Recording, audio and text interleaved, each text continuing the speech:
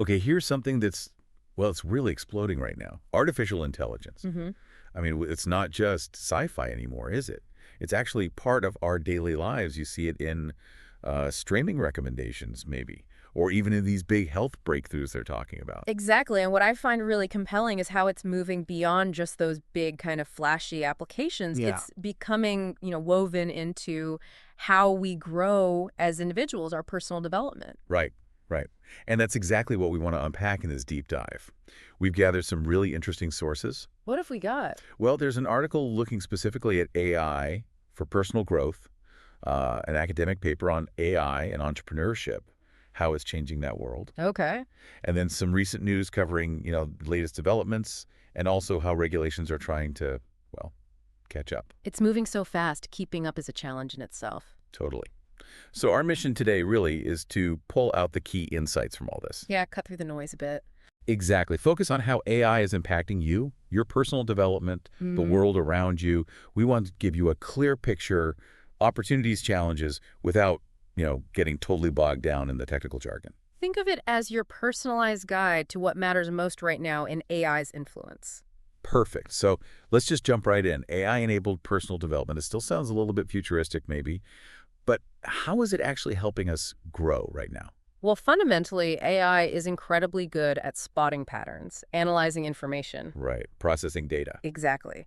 So apply that to personal growth. It means AI can look at your habits, how you learn best, even your behavioral tendencies. Okay. And based on that analysis, these AI algorithms can suggest like personalized goals or paths, things aimed at making you happier, improving well-being, guiding you towards what you find fulfilling. Huh. So it's almost like having I don't know, a super observant coach, but data-driven. That's a good way to put it. And a really key part of this is adaptive learning. Adaptive learning. What's that exactly? So these systems, they figure out where you are skill-wise and how fast you're learning. Then they actually tweak the learning materials, the challenges, to match you. Ah, The okay. whole point is to keep you in that sweet spot, Challenge enough to stay interested, but not so hard you just give up. And there's solid research, like from the RAND Corporation, showing this personalized approach really boosts learning. That makes total sense. No, Yeah. no more one-size-fits-all learning, basically. AI can kind of build a path just for you. Any, real-world examples of this? Oh, definitely. Think about an app like Habitica. Habitica. Haven't heard of that one. It's pretty cool. It mixes AI with gamification. So it turns your goals, your to-do lists, into basically a role-playing game. Seriously? Yeah. And the AI watches how you're doing with your habits, and then it adjusts the game's challenges to keep you hooked, keep you motivated. It makes working on yourself feel, well, more fun, like a game you want to win. That's clever. Yeah. Turning self-improvement into a game. Okay, now, the article also mentioned AI and mental well-being. That feels like a really sensitive area. How's AI playing a role there? Yeah, it is sensitive. What we're seeing are things like AI chatbots. They use natural language processing, basically, understanding and talking like humans, Great. and sometimes emotional recognition tech, to offer immediate mental health support. Immediate support. Yeah, they can sort of understand what you're saying, respond, offer coping strategies, maybe mindfulness exercises. It's like having support available 24/7, which can be huge for some people. So if you're feeling stressed or anxious, you could potentially chat with an AI for some quick guidance. Potentially, yes. And this is a really big, but we have to be clear about the limitations. Okay. AI can offer that immediate help, but it doesn't have real empathy. It can't truly understand complex emotions like a human therapist can. Right. It's mimicking, not feeling. Precisely. So, AI in mental health. It should be seen as a potential supplement, maybe for initial support, but definitely not a replacement for a qualified human professional. Privacy and ethical oversight are also huge considerations here. That's a critical distinction. Absolutely. Okay. Let's shift gears a bit. Maybe something lighter. AI in entertainment, leisure. We all know the Netflix and Spotify recommendations, right? But what's going on behind the scenes? Well, those platforms are constantly analyzing what you watch, what you listen to. Huh? My viewing history? Exactly. They use techniques like collaborative filtering, which is basically like saying people who liked what you liked also liked this, and machine learning to predict what else you'll enjoy. And it works pretty well, mostly. Generally, yeah. People tend to like the recommendations. It's efficient for finding new stuff you might like. I definitely rely on them. But Is there a downside to everything being so personalized? There can be. It's this idea of filter bubbles. That's what bubbles. Yeah, because the AI is mostly showing you things similar to what you already like, you might end up unintentionally cut off from different genres, different viewpoints, new cultural experiences. Ah, so you get stuck in an echo chamber of your own taste. Kind of, yeah. The platforms know this is a risk, though. Many are trying to find ways to inject a bit more diversity, encourage you to explore outside your usual zone. It's a balancing act. Balancing act, right.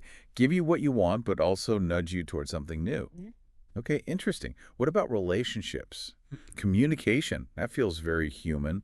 How is AI getting involved there? Well, one big area is language learning. Apps like Duolingo Max, Elsa, Rosetta Stone, they're using AI, these adaptive algorithms, to really personalize lessons. They Okay. help you improve vocabulary, conversational skills much more effectively than maybe older methods. And better language skills obviously can help build connections with people from different backgrounds. So AI is your personal language tutor, basically. Pretty much. Yeah. But it's going beyond just learning words. Some AI tools are starting to analyze communication patterns. What, like how I talk or write? Yeah. And they might offer suggestions on, say, improving social interactions, maybe proposing conversation starters, or even pointing you to social media content that could help you connect with people who share your interests. Wow. AI giving social tips. That's It's leveraging AI to potentially enhance how we connect. fascinating. Okay, another personal area. Health and fitness. How's AI customizing our wellness? This is a big one. AI can take your personal health data activity levels from your watch, maybe what you log about your diet, other health metrics, Uh-huh. and use machine learning to create fitness plans, diet plans that are really tailored to you, your specific goals, any health conditions, things like that. And it adjusts. It's not just a one-time plan. That's the key. It's dynamic. As you progress, as your activity changes, the AI adapts the recommendations. So it's like having a personal trainer nutritionist constantly monitoring and adjusting. That's the idea. And the results seem promising. People using these personalized plans often report, better fitness, healthier eating habits, feeling more motivated. Yeah, I can see how that tailored approach would keep you engaged. It's not just about the physical stuff. That constant personalization can really help with sticking to it. Makes sense. Okay, let's broaden out a bit.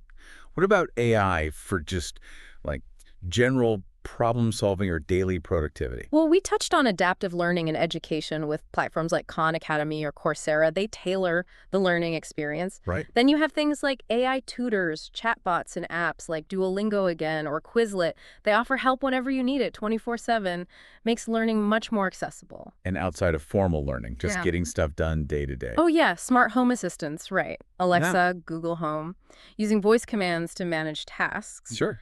Then there are AI-powered productivity tools apps like Todoist or Notion.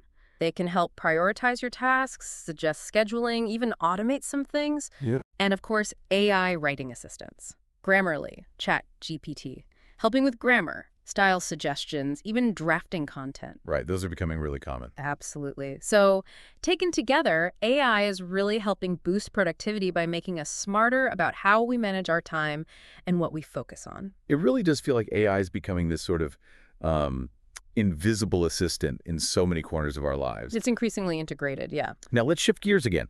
Let's look at AI and entrepreneurship. The academic paper we looked at painted a picture of AI really shaking things up there. Yeah. How so? It's fundamental, according to the paper. AI is opening up completely new avenues for entrepreneurs. It's making it easier to actually create new businesses, help them grow, and even help them survive long term. Wow. The paper really positions AI as a major driver for, well, new investment, new ways for people to spend money, and ultimately creating wealth. So it's not just tweaking old business models, it's actually enabling brand new ventures. That's the core idea.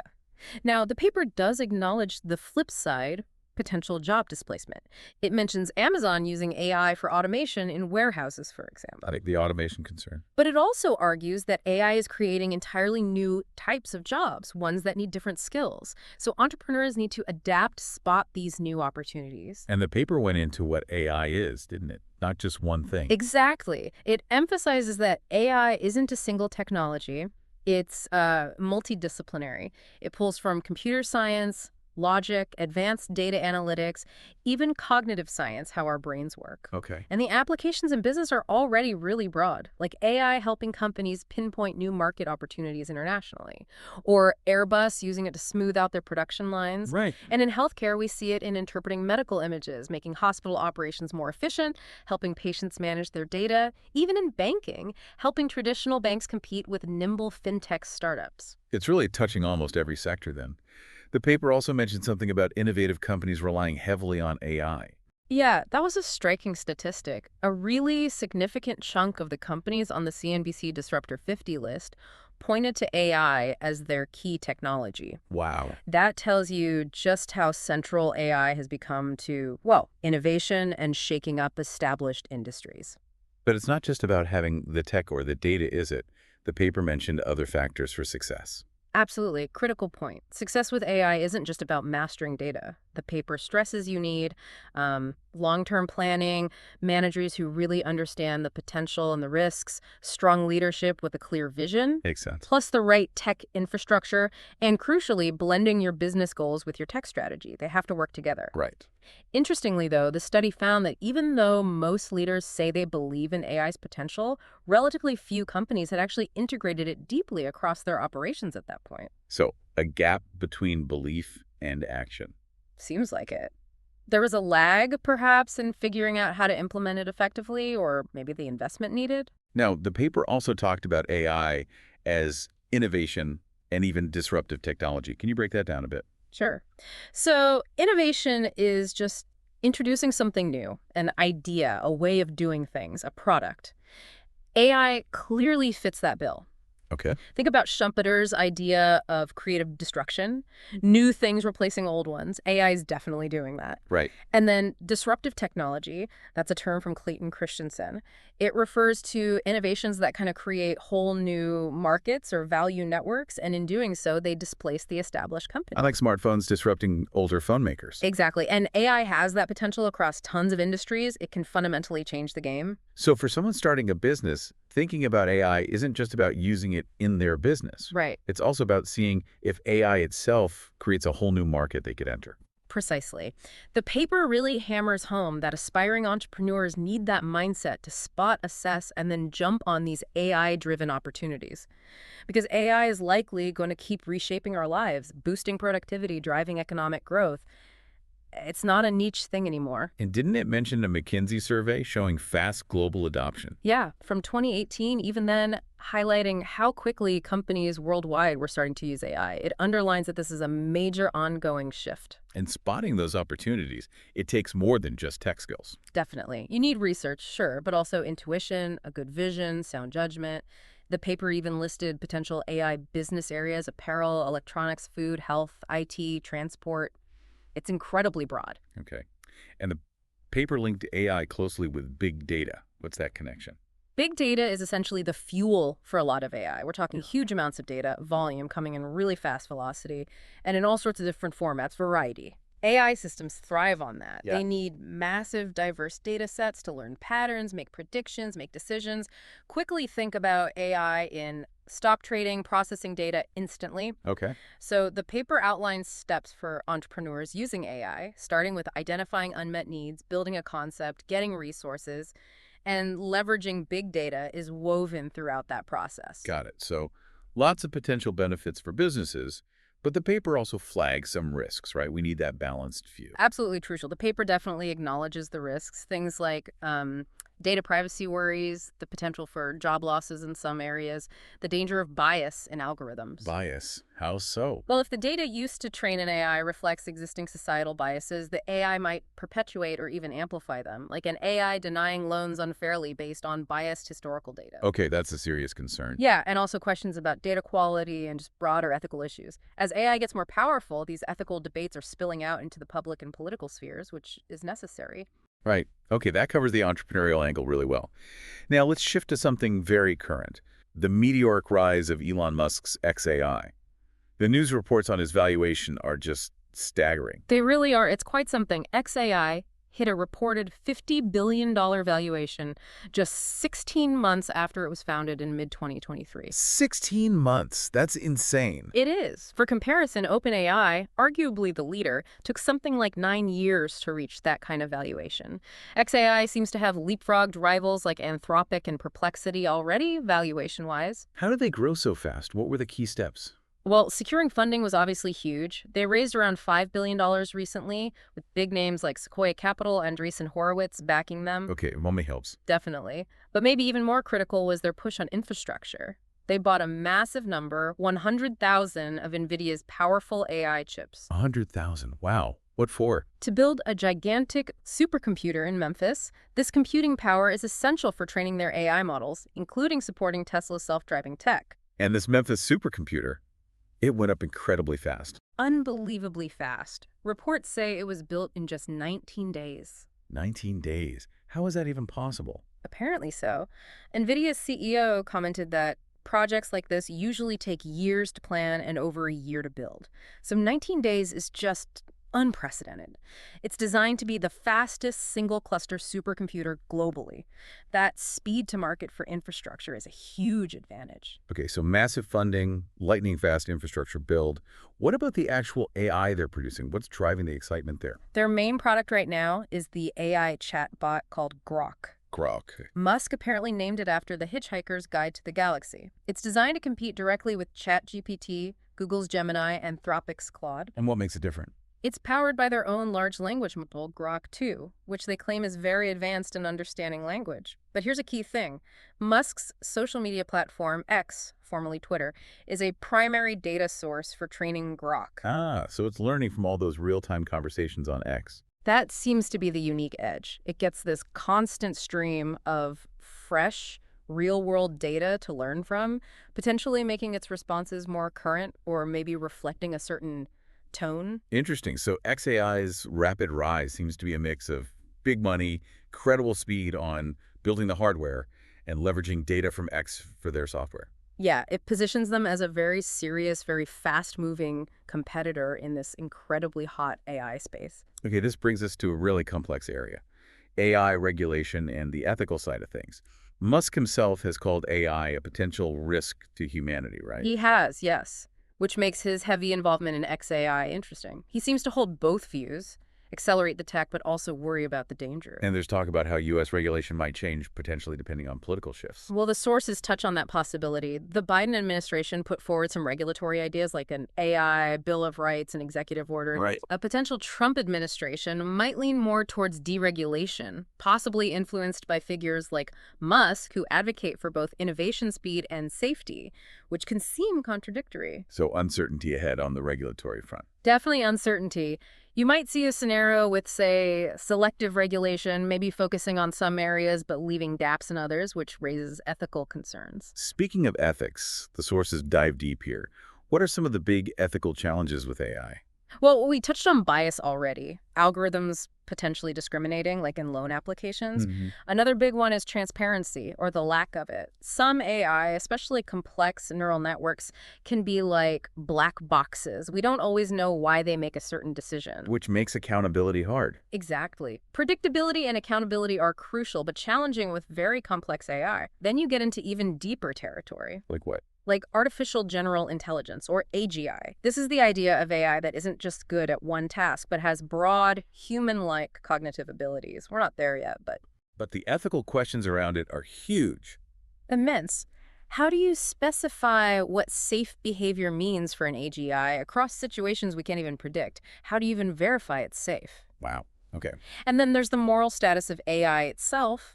If an AI becomes conscious, sentient, meaning it can feel, have experiences, or sapient, having personhood, what rights does it have? That sounds like philosophy class meets computer science. It really is. The sources mention principles like substrate non-discrimination, meaning it shouldn't matter if intelligence runs on silicon or brain cells, or ontogeny non-discrimination, its origin shouldn't determine its moral status. Heavy stuff. And there were other weird properties mentioned. Yeah, exotic properties of potential AI minds. Like, could an AI experience time faster or slower than us? Imagine uploading your mind. Would a sentence feel like an eternity? How would you handle criminal sentencing for such a being? Whoa. Okay, my head hurts a little now. And what about reproduction? If AI can copy itself instantly, how do you manage resources? These are really out there ethical dilemmas, but people are starting to think about them. And this leads to the idea of superintelligence. Right.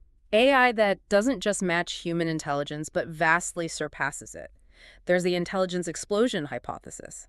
AI improving itself recursively, getting exponentially smarter. Which could be amazing or terrifying. Both. Yeah. Huge potential benefits, but also potential existential risks if we can't control it or align its goals with ours.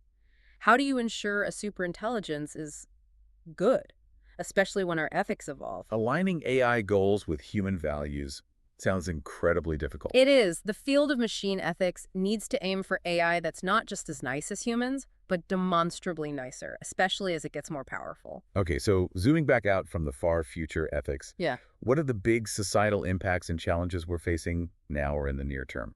Well, the workforce transformation is a big one. We mentioned job displacement, but also new job creation needing new skills. That's a major societal adjustment. Or the skills gap. Then there are broader economic shifts. Legal questions, think autonomous vehicles, and liability political implications, like AI's role in information or even autonomous weapons.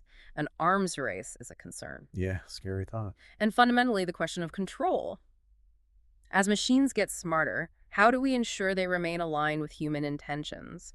Even non-superintelligent AI, if poorly programmed, could cause unintended harm simply by pursuing a goal too rigidly. Like the classic paperclip maximizer thought experiment. Exactly. Pursuing a seemingly harmless goal, but to the exclusion of everything else humans value.